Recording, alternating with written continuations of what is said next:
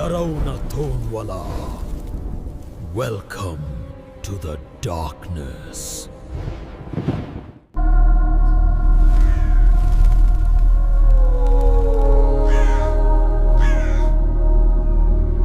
इस गांव की रातें सिर्फ अंधेरी नहीं होती, यहां सन्नाटा भी जैसे सांस लेता है और हवा में किसी अनजानी मौजूदगी की आहट महसूस होती है। कभी कभी आधी रात के बाद बिना हवा के भी पेड़ हिलते दिखाई देते हैं।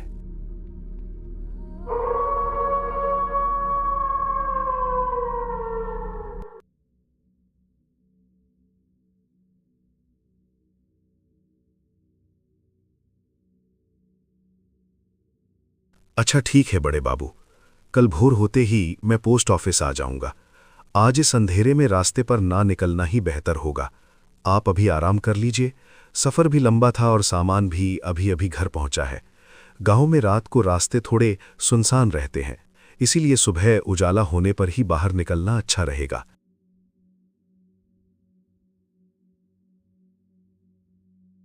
रमेश एक पुराने डाकघर में नौकरी करता था। हाल ही में हुए ट्रांसफर की वजह से आज वो अपनी पत्नी राधा के साथ कालिंदी नाम के इस अनजान गांव में आया था। जब वे गांव पहुंचे तब रात पूरी तरह उतर चुकी थी। चारों तरफ घना अंधेरा फैला हुआ था, आसमान धुंधला था और हल्का हल्का कोहरा पूरे इलाके में तैर रहा था। अब बताओ तो रात में खाएंगे क्या? तुम चावल तो लाए ही नहीं।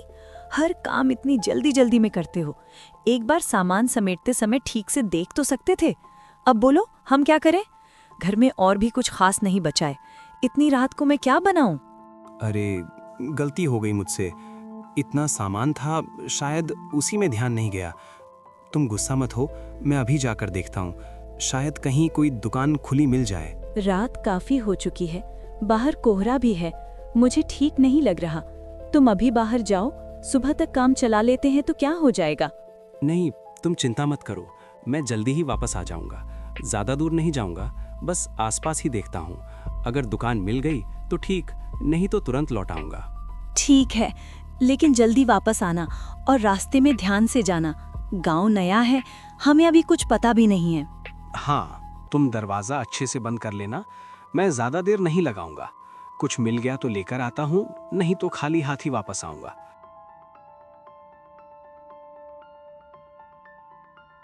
पत्नी को घर पर छोड़ने के बाद रमेश धीरे धीरे कोहरे से ढकी गांव की सुनसान सड़क पर आगे बढ़ने लगा।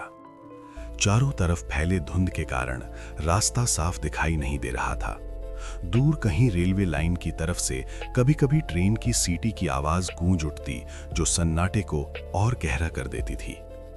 चलते हुए रमेश के मन में कई तरह के ख्याल आने लगे और वो इस अनजान गांव के अजीब माहौल को महसूस करते हुए आगे बढ़ता चला गया। ठंडी हवा के झोंके कभी-कभी कोहरे को चीरते हुए गुजरते और माहौल को और भी ज्यादा डरावना बना देते थे। ऐसा लग रहा था जैसे रात होते ही यहां जिंदगी रुक जाती हो। चलते चलते रमेश अपने मन में सोच रहा था, इस तरफ दुकान मिलना मुश्किल है, पूरा रास्ता सुनसान पड़ा है। शायद मुझे थोड़ा और आगे जाकर देखना चाहिए। क्या पता आगे कहीं कोई छोटी दुकान खुली मिल जाए। घर में चावल भी नहीं है। खाली हाथ वापस जाऊंगा तो राधा परेशान हो जाएगी। मैं भी ना, नया गांव है और मुझे पहले ही जरूरी चीजें देख लेनी चाहिए थी। अब रात में ऐसे घूमना पड़ रहा है। चलो थोड़ा और आगे चल के देखता हूँ, शायद किस्मत से कहीं कोई दुकान खुली मिल जाए। अगर नहीं मिली तो वापस जाना ही पड़ेगा, लेकिन एक बार और कोशिश कर लेता हूँ। अचानक सड़क के ठीक दाईं ओर लालटेन की पीली रोशनी चमचमा रही थी। वहीं पुरानी गुमटी वाली दुकान थी। रमेश रुक गया। अरे ये क्या, यहाँ एक छोटी सी गुमटी दुकान है। मैंने आते समय रास्ते में यही दुकान तो देखी थी, या शायद मैं गलत याद कर रहा हूँ। इस गांव में तो मैं नया हूँ, लेकिन ये जगह कुछ जानी पहचानी सी लग रही है। चलकर पास से देखता हूँ। अगर दुकान खुली हुई मिल गई तो अच्छा है। इतनी रात में अगर यहीं कुछ मिल जाए तो बड़ी राहत हो जाएगी। अच्छा हुआ मैं थोड़ा और आगे आ गया, नहीं तो ये दुकान शायद दिखती ही नहीं। तभी उसकी नजर दुकान के अंदर खड़ी एक औरत पर पड़ी। वो देखने में गांव की साधारण औरत जैसी लग रही थी, लेकिन उसके चेहरे पर एक अजीब सी मीठी मुस्कान फैली हुई थी जो माहौल से मेल नहीं खा रही थी। उसकी आंखें जैसे सीधे रमेश को ही देख रही थी। पोस्टमास्टर को देखते ही उसने धीमी, मीठी लेकिन अजीब सी आवाज में उससे बात करनी शुरू की। ए बाबू, आइए आइए ना, मेरी दुकान में आइए। इतनी रात में बाहर क्यों भटक रहे हैं? जो चाहिए आराम से मिल जाएगा यहाँ। घबराइए मत, अंदर आइए। अभी दुकान बंद नहीं की है मैंने। गांव में रात को सब जल्दी बंद कर देते हैं, लेकिन मैं थोड़ी देर और बैठती हूँ। बताइए बाबू, क्या चाहिए आपको? चावल, आटा या कुछ और? जो चाहिए निकाल देती हूँ। दुकान के करीब पहुंचते ही रमेश अचानक थोड़ा चौंक गया, जैसे उसे वहां के माहौल में कुछ अजीब सा महसूस हुआ हो। फिर भी हिम्मत करके वो धीरे धीरे आगे बढ़ा और जैसे ही दुकान की दहलीज पर पहुंचा, उसकी नजर दुकान के बीचों बीच सामने रखे एक पुराने घड़े पर जा टिकी। उस घड़े के चारों ओर काली सी काई जमी हुई थी, जैसे वो बहुत सालों से वहीं रखा हो। घड़े के आसपास की जमीन भी नम और धुंधली सी लग रही थी। रमेश कुछ पल तक उसे देखता रहा। अरे बाबू, जरा सुनिए ना, ये घड़ा रास्ते में रखा है, बार बार पैर लग जाता है। मेरी आंखों में कई दिनों से जलन हो रही है, ठीक से दिखाई भी नहीं दे रहा।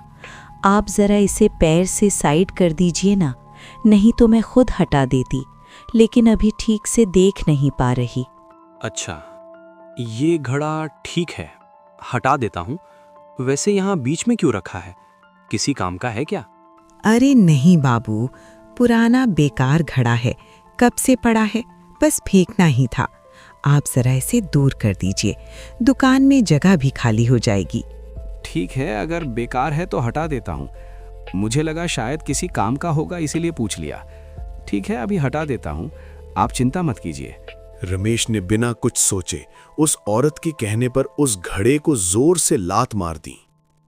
जैसे ही उसका पैर घड़े से टकराया, वो दूर जाकर भारी आवाज के साथ जमीन पर गिरा और जोरदार धमाके से टूटकर कई टुकड़ों में बिखर गया। घड़ा टूटते ही उसके अंदर से राख जैसी धूल, छोटी छोटी हड्डियों के टुकड़े और सूखे हुए मुरझाए फूल बाहर फैल गए, जैसे वे बहुत सालों से उसके अंदर बंद पड़े हों। जमीन पर गिरते ही उन चीजों से एक तेज सड़ी हुई बदबू हवा में फैलने लगी, जिससे आसपास का माहौल अजीब और भारी सा लगने लगा। रमेश कुछ पल तक टूटे हुए घड़े और जमीन पर फैली उन चीजों को देखता रह गया। उसे ये सब बहुत अजीब लगा। ये कैसी बदबू है? और ये जमीन पर क्या बिखरा हुआ है? ये सब क्या है यहाँ? अरे कुछ नहीं बाबू, आप चिंता मत कीजिए। यहाँ आसपास बच्चे खेलते रहते हैं ना, पता नहीं कौन क्या उठाकर फेंक जाता है। मैं तो रोज साफ करती रहती हूँ, लेकिन फिर भी गंदगी हो ही जाती है। बाबू आप बताइए ना, आपको क्या चाहिए? मुझे चावल चाहिए। आपके पास चावल है क्या? मुझे 1 किलो चावल दे दीजिए। हाँ बाबू, है ना, अभी देती हूँ, आप यहीं रुकिए। फिर उसने दुकान के एक कोने से एक पैकेट उठाया जो बाकी सामान के मुकाबले बिल्कुल नया और चमकदार लग रहा था। उसने धीरे से वो पैकेट रमेश के सामने रख दिया, जैसे वो उसी के लिए पहले से अलग रखा गया हो। उस पैकेट पर धूल का एक भी कण नहीं था, जो इस पुरानी और जर्जर दुकान में थोड़ा अलग सा लग रहा था। रमेश ने बस सामान्य नजर से उस पैकेट को देखा। उसे ये समझ नहीं आया कि इतनी पुरानी दुकान में इतना नया पैकेट कैसे रखा हुआ है। दुकान के अंदर अजीब सी खामोशी बनी हुई थी। अरे बाबू, आपके लिए सबसे बढ़िया चावल दूंगी। लीजिए बाबू, ये चावल रख लीजिए, पैसे नहीं लगेंगे, आपका आना ही मेरे लिए काफी है। अरे पैसे क्यों नहीं लगेंगे? नहीं, मैं तो पैसे जरूर दूंगा। मैं सामान लेकर बिना पैसे दिए नहीं जा सकता। अरे बाबू रहने दीजिए ना, आपसे पैसे लेकर क्या करूंगी? आप बस जब भी जरूरत हो मेरी दुकान पर आ जाइए, आपका आना ही काफी है। जो भी चाहिए हो आप शाम के बाद आकर ले जाइएगा। आप पैसे ले लीजिए। नहीं, ये ठीक नहीं है। सामान का पैसा तो देना ही चाहिए। फिर भी कुछ पल चुप रहने के बाद उस औरत ने फिर से धीमी और बेहद मीठी आवाज में बात करना शुरू किया। उसकी आवाज में ऐसी नरमी थी जो सुनने में तो बिल्कुल साधारण लगती थी, लेकिन जैसे किसी आने वाले खतरे को बड़ी चालाकी से छुपा रही हो। वैसे मेरा नाम कमला है। प्यार से मुझे लोग कमला दीदी कहते हैं। ठीक है, अभी मैं चलता हूँ, फिर कभी जरूरत पड़ी तो आ जाऊंगा। दुकान से बाहर निकलकर जाते समय जैसे ही रमेश ने एक बार पीछे मुड़कर देखा, उसके पूरे शरीर में अचानक सिहरन सी दौड़ गई। लालटेन की हल्की पीली रोशनी में उसे उस औरत की परछाई अस्वाभाविक रूप से बहुत ज्यादा लंबी दिखाई दे रही थी, जैसे वो जमीन पर दूर तक फैली जा रही हो। रमेश ने उस तरफ ज्यादा ध्यान नहीं दिया और जल्दी से चावल का थैला उठाकर वहां से घर की तरफ चल पड़ा। रास्ते भर वो चुपचाप चलता रहा। रमेश को ये पता नहीं था कि अनजाने में कितने बड़े खतरों से बचकर वो घर वापस जा रहा था। रात जैसे तैसे गुजर गई। अगले दिन सुबह होते ही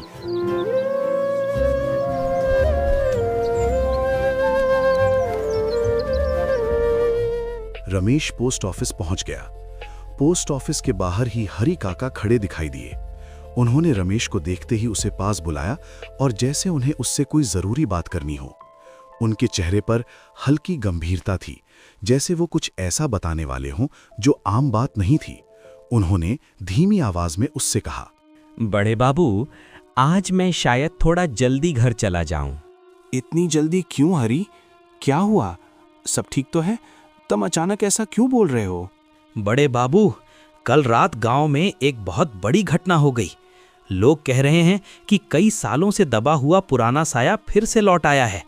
इसी वजह से गांव में डर का माहौल है। इसलिए सोच रहा था कि अंधेरा होने से पहले घर पहुंच जाऊं।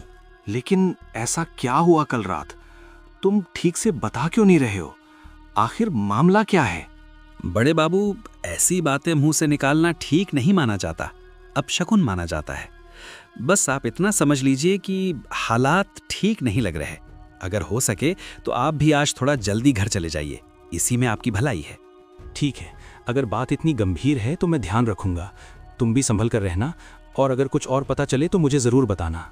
रमेश पूरे दिन किसी गहरी सोच में डूबा रहा। उसे ठीक से समझ नहीं आ रहा था कि उसके आसपास क्या चल रहा है।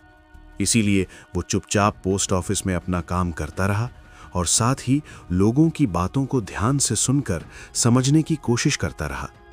देखते ही देखते दिन बीत गया और शाम हो गई। शाम ढलते ही रमेश घर की तरफ लौट गया।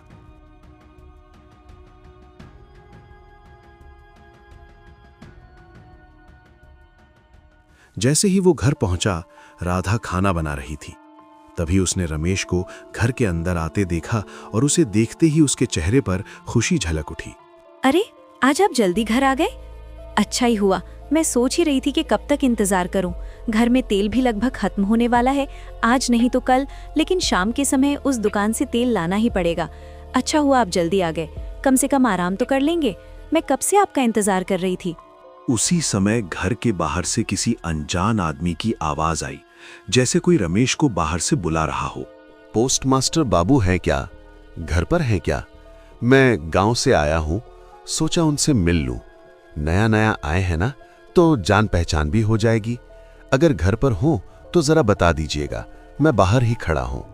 आवाज सुनकर रमेश और राधा दोनों घर के बाहर गए। रमेश जैसे ही घर के बाहर निकला और सामने देखा तो उसके सामने गांव का ही एक पतला दुबला सा आदमी खड़ा दिखाई दिया।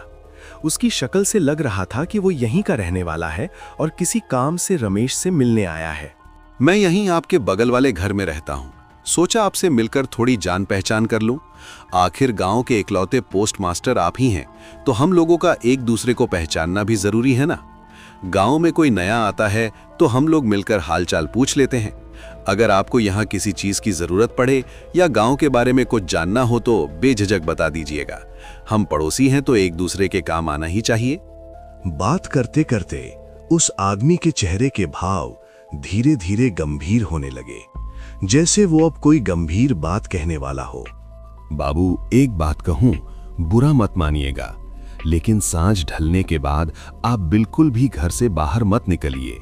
गांव के ऊपर बहुत बड़ा खतरा मंडरा रहा है। खतरा? कैसा खतरा? और तुम इतनी गंभीर बात क्यों कर रहे हो? पहले भी मैंने कुछ सुना था। साफ साफ बताओ, आखिर हुआ क्या था इस गांव में? बाबू, कई साल पहले इस गांव में कमला नाम की एक औरत रहती थी। उम्र रही होगी करीब 30-32 साल। देखने में बहुत सीधी साधी लगती थी। रेल लाइन के पास उसकी छोटी सी दुकान थी। उसका व्यवहार इतना मीठा था कि लोग उसे प्यार से कमला दीदी कहते थे। उसकी दुकान पर हमेशा भीड़ लगी रहती थी।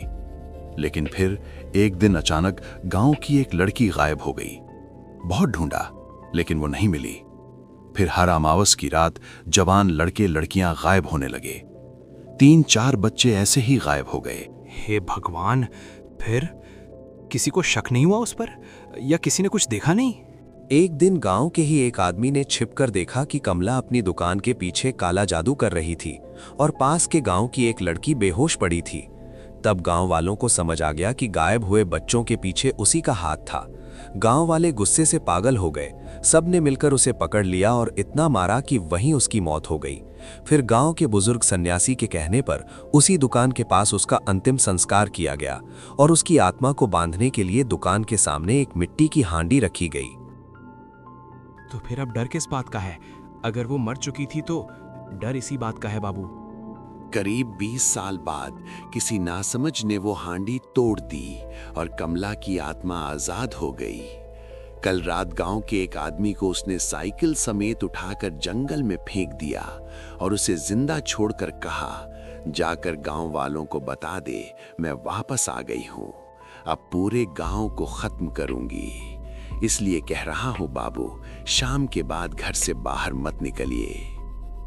रमेश समझ गया कि अब इस आदमी को पूरी सच्चाई बताना बहुत जरूरी है, नहीं तो आगे चलकर हालात और ज्यादा खराब हो सकते हैं। उसने गहरी सांस ली और ठान लिया कि अब वो कुछ भी छिपाएगा नहीं। उसे ये भी एहसास हो रहा था कि जो हो चुका है उसे बदला नहीं जा सकता, लेकिन शायद सच बताकर वो आने वाले बड़े खतरे को टालने में मदद कर सके। अब हालात सिर्फ उसके अपने नहीं रहे थे, बल्कि पूरे गांव की सुरक्षा उससे जुड़ चुकी थी। उस आदमी की आखिरी बातें रमेश ठीक से सुन भी नहीं पाया, लेकिन अब उसके सामने सच धीरे धीरे साफ होने लगा था। उसे एहसास हो गया था कि वो एक बड़े धोखे का शिकार हो चुका है।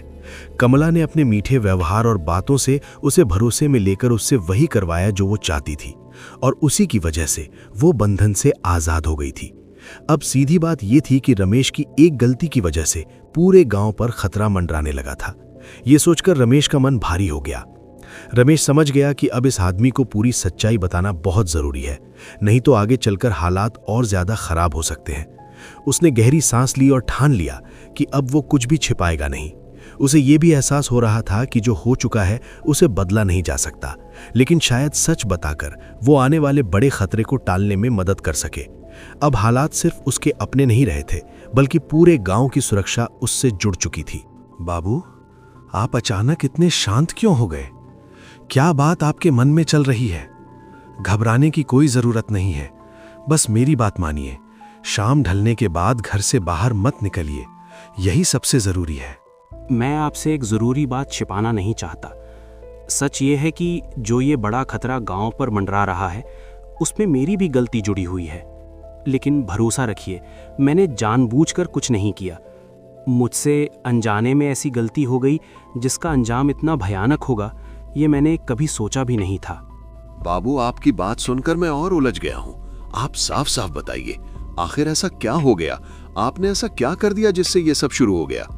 रमेश ने गांव में आने के बाद से अब तक जो कुछ भी हुआ था वो सब उस गांव वाले आदमी को विस्तार से बता दिया। उसने बताया कि कैसे शाम को घर में चावल खत्म हो जाने की वजह से उसे मजबूरी में उस पुरानी दुकान तक जाना पड़ा। फिर उसने कमला के मीठे व्यवहार के बारे में बताया, कैसे वो सामान्य गांव की औरत की तरह बात कर रही थी, और उसने रमेश का भरोसा जीत लिया था। रमेश ने यह भी साफ साफ बता दिया कि कमला के कहने पर उसने उस मिट्टी की हांडी को बेकार कचरा समझकर दुकान से दूर लात मारकर फेंक दिया था, और उसी के बाद वो हांडी टूट गई थी। रमेश ने ये सब बताते हुए कहा कि उस समय उसे जरा भी अंदाजा नहीं था कि वो किसी बड़ी गलती की तरफ बढ़ रहा है। उसे लगा था कि वो बस एक बेकार पुरानी चीज हटा रहा है, लेकिन अब उसे समझ आ चुका था कि उस हांडी का कुछ और ही मतलब था। ये सब बताते हुए रमेश का चेहरा उतर गया और उसकी आवाज में पछतावा साफ महसूस हो रहा था। उसने गांव वाले आदमी से कहा कि अगर उससे कोई गलती हो गई है तो वो उसे सुधारने के लिए जो भी जरूरी होगा वो करने को तैयार है। ओह, तो ये सब आपकी वजह से हुआ है। बड़े बाबू, आपकी इस बड़ी गलती की वजह से आज पूरा गांव खतरे में आ गया है। शायद आपको अभी भी अंदाजा नहीं है कि आपसे कितनी बड़ी भूल हो गई है। ये कोई छोटी बात नहीं है, इसके नतीजे पूरे गांव को भुगतने पड़ सकते हैं। मुझे अपनी गलती का एहसास है। आप बस मुझे इतना बता दीजिए कि अब मुझे क्या करना होगा। अपनी इस गलती का प्रायश्चित करने के लिए मैं जो भी जरूरी होगा वो करने के लिए तैयार हूं, चाहे मुझे कितनी भी मुश्किल का सामना क्यों ना करना पड़े। मैं पीछे नहीं हटूंगा। रमेश और गांव के बाकी लोग आपस में बात करके गांव के पूर्व दिशा में रहने वाले सन्यासी बाबा के घर की तरफ निकल पड़े। कुछ ही देर में वे सब उनके घर पहुंच गए। उस समय सन्यासी बाबा अपने घर के आंगन में बैठे हुए संध्या पूजा की तैयारी कर रहे थे। गांव के लोग चुपचाप उनके सामने खड़े हो गए और गांव में जो कुछ हुआ था वो सारी बात उन्हें विस्तार से बता दी। गांव वालों की पूरी बात ध्यान से सुनने के बाद सन्यासी बाबा कुछ देर तक शांत बैठे रहे, जैसे वो सारी बातों को मन ही मन समझ रहे हों। फिर उन्होंने धीरे से सबकी तरफ देखा और गंभीर आवाज में उन्होंने कहा कि जो कुछ हुआ है वो साधारण बात नहीं है और अब सबको बहुत सावधानी से आगे बढ़ना होगा। उन्होंने ये भी कहा कि अब जो भी करना होगा सोच समझकर और मिलकर करना होगा, तभी गांव को आने वाले खतरे से बचाया जा सकता है। देखो पोस्टमास्टर, उसे रोकने का एक रास्ता मेरे पास है और वो काम सिर्फ तुम ही कर सकते हो। बाबा, ये आप क्या कह रहे हैं? मुझसे क्या करना होगा? सच बताऊं तो डर के मारे मेरे हाथ पैर कांप रहे हैं। डरना स्वाभाविक है, लेकिन अब हिम्मत रखनी होगी। हाँ, ये काम सिर्फ तुम ही कर सकते हो। कल अमावस्या की रात है और ऐसे कामों के लिए वही सबसे सही समय होता है। अगर मेरी वजह से ये सब हुआ है तो इसे ठीक करना भी मेरी जिम्मेदारी है। आप बस मुझे बताइए मुझे क्या करना होगा। मैं तैयार हूं। ज्यादा देर नहीं करनी होगी। अगर हम देर करेंगे तो वो रात में अपनी दुकान से निकलकर तांडव मचाने लग सकती है। जैसे ही अंधेरा गिरे तुम मेरे साथ उसकी दुकान तक चलोगे। ठीक है बाबा, मैं आपके साथ चलूंगा। वहां जाकर मुझे क्या करना होगा? वहां पहुंचकर मैं तुम्हें जो कहूंगा तुम्हें वही करना होगा। डरना मत और मेरा भरोसा मत तोड़ना। बाकी गांव वाले भी आसपास रहेंगे, लेकिन सब मेरे इशारे का इंतजार करेंगे। अब देर मत करो, अपने घर जाओ और याद रखना, आज रात कोई भी अपने घर से बाहर नहीं निकलेगा। बूढ़े सन्यासी की बात मानकर सभी गांव वाले धीरे धीरे अपने अपने घर लौट गए। लेकिन उसी रात गांव में एक और बड़ी अनहोनी हो गई। गांव के आखिरी छोर पर हफ्ते का इकलौता बाजार लगा हुआ था। रात करीब 9 बजे दुकानदार अपना अपना सामान समेटकर घर लौटने की तैयारी कर रहे थे। तभी अचानक तेज आंधी चलने लगी। हवा इतनी तेज हो गई कि कई दुकानों के टेंट और छप्पर उड़कर दूर जा गिरे और इस अफरा तफरी में कई लोग घायल भी हो गए। कुछ ही पलों में बाजार का पूरा माहौल बदल गया। लोग अपने सामान को बचाने की कोशिश करने लगे, लेकिन तेज हवा के सामने कोई कुछ नहीं कर पा रहा था। चारों तरफ धूल, टूटे सामान और लोगों की घबराई हुई आवाजें गूंजने लगीं। कई लोग जमीन पर गिर पड़े और कुछ लोग अपने परिवार वालों को ढूंढने लगे। उसी तेज हवा के बीच अचानक एक तीखी और डरावनी हंसी गूंज उठी, जो सुनते ही लोगों के रोंगटे खड़े हो गए। वो हंसी जैसे हवा के साथ पूरे इलाके में फैल रही थी। उस हंसी के साथ जैसे कोई भयानक ऐलान भी हवा में गूंज उठा, जिसे सुनकर वहां मौजूद लोगों के चेहरों का रंग उड़ गया। देखो, रात ढलते ही कैसा सन्नाटा छा गया और मैं लौट आई। अरे अरे अरे, ये क्या हुआ? डर क्यों रहे हो तुम सब? घबराओ मत, तुम्हारी कमला दीदी वापस आ गई है। ये तो बस शुरुआत है, अभी तो बहुत कुछ देखना बाकी है। पूरा गांव तैयार रहे उस भयानक मंजर के लिए जो अब आने वाला है। आज कोई नहीं बचेगा मेरी नज़रों से। भागो छुपो, जहां छुप सकते हो छुप जाओ, लेकिन याद रखना मैं सबको ढूंढ लूंगी। अब ये गांव मेरा है और अब यहाँ सिर्फ मेरा राज चलेगा।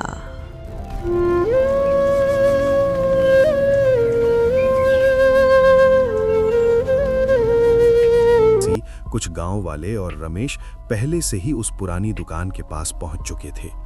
वे सभी चुपचाप वहां खड़े आसपास के माहौल को देख रहे थे, जैसे किसी खास पल का इंतजार कर रहे हों। देखो पोस्टमास्टर, अब तुम्हें अपना दिल मजबूत रखना होगा। ये काम अब सिर्फ तुम ही कर सकते हो। हमारे पास ज्यादा समय नहीं है। याद रखना, वो तुम पर भरोसा करती है, क्योंकि अनजाने में सही लेकिन तुमने ही उसे उसके पुराने बंधन से आजाद किया था।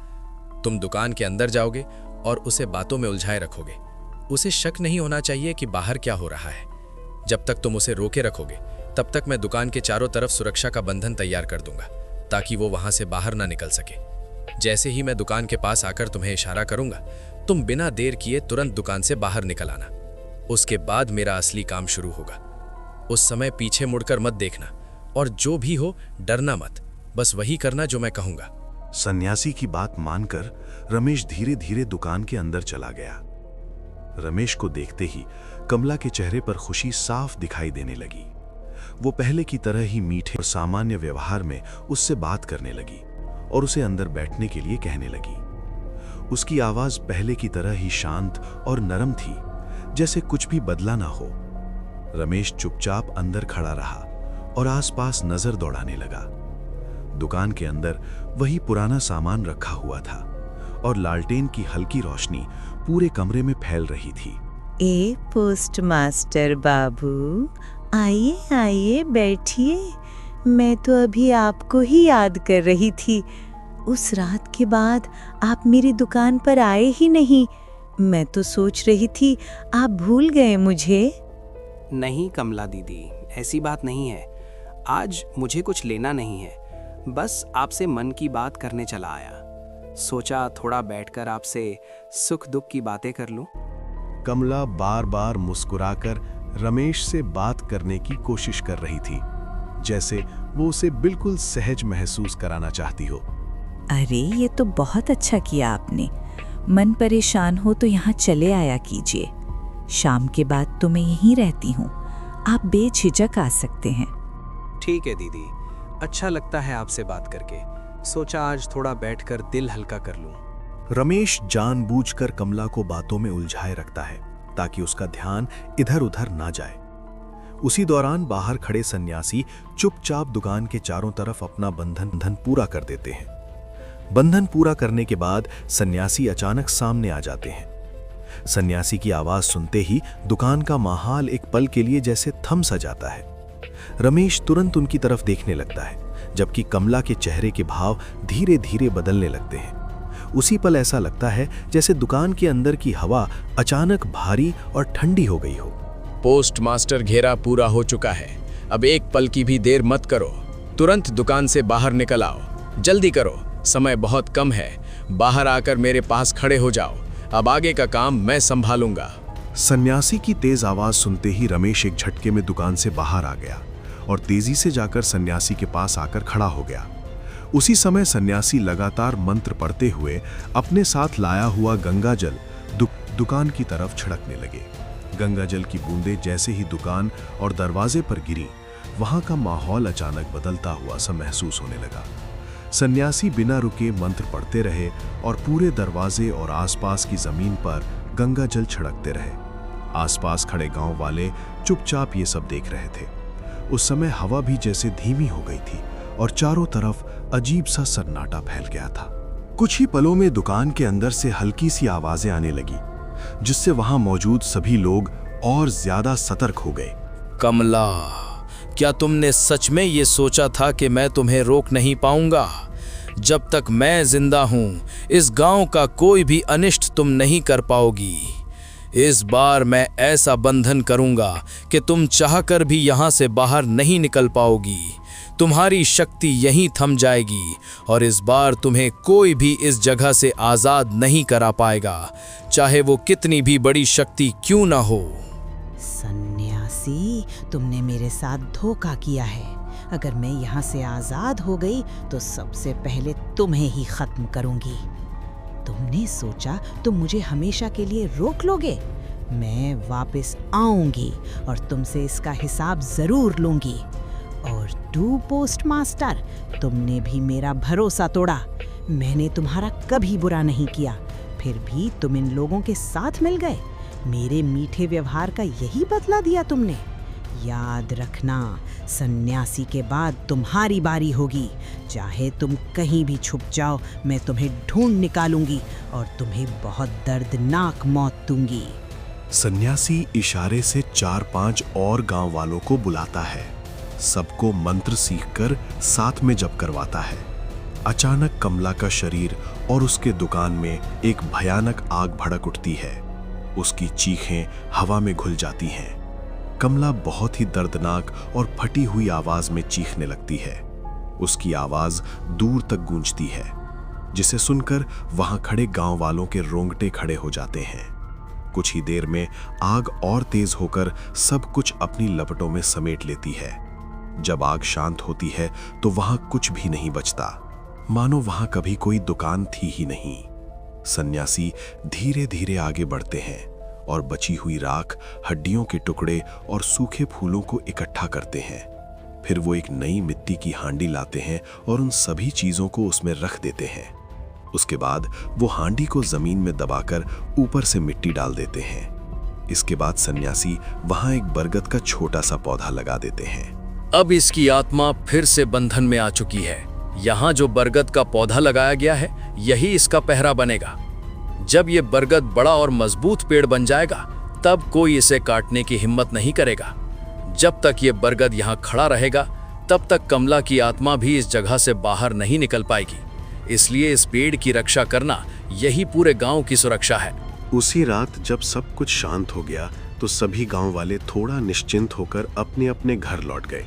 हर किसी के मन में डर तो था, लेकिन साथ ही ये भरोसा भी था कि अब खतरा टल चुका है। कुछ दिनों बाद गांव वालों ने मिलकर उस जगह के चारों तरफ एक मजबूत दीवार खड़ी कर दी, ताकि जब तक बरगद का पौधा बड़ा और मजबूत ना हो जाए, तब तक कोई वहां ना जा सके। गांव के बुजुर्गों ने सबको सख्त हिदायत दी कि उस जगह के पास कोई ना जाए। अगर ये कहानी आपको डरावनी लगी हो तो वीडियो को लाइक करें, चैनल को सब्सक्राइब करें और ऐसी ही डरावनी कहानियों के लिए जुड़े रहें हमारे साथ। अगली कहानी में फिर मिलेंगे।